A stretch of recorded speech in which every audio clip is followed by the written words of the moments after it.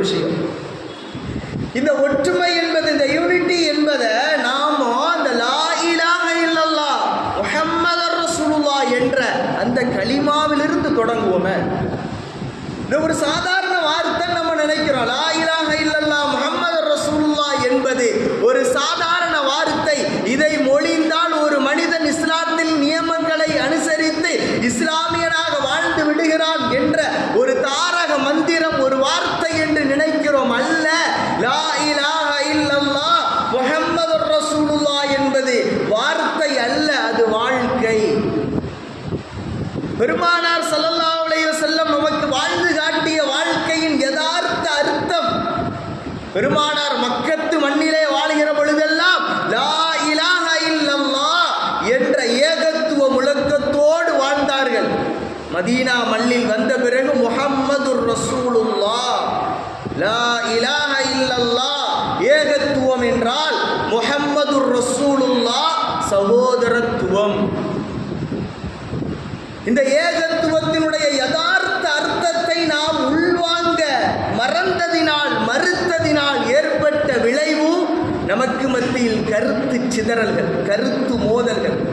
பல்வேறு கொள்கை ரீதியில், கோட்பாடுகள் ரீதியில், வணக்கவியலின் ரீதியில், வாழ்வியல் ரீதியில் இன்றைக்கு பல நூறாக கடல் நுரைகளைப் போல் நாம் பிரிந்து கிடக்கிறோம்.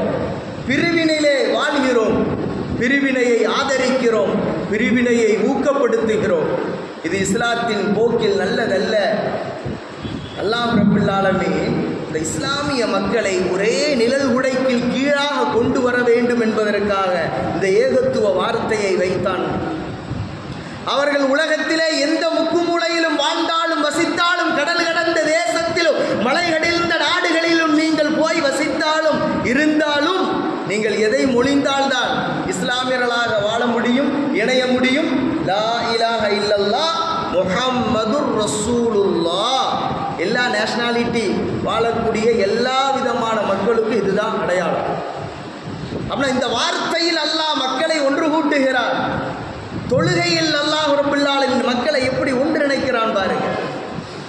ஒவ்வொரு தெரு மக்கள் ஒவ்வொரு நாளைக்கு ஒன்று சேர வேண்டும் என்று அல்லாஹ்வுடைய பள்ளியில் இணைந்து வாருங்கள் என்று தொழுகையில் ஒரு தெருவில் மக்கள் ஒன்று சேர வேண்டும். நாளில் 5 வக்து ஒரு நாளைக்கு கடமையாக்கி மக்களை அணிவகுத்து சஃபிலே ஒன்றிணைக்கிற அல்லாஹ்.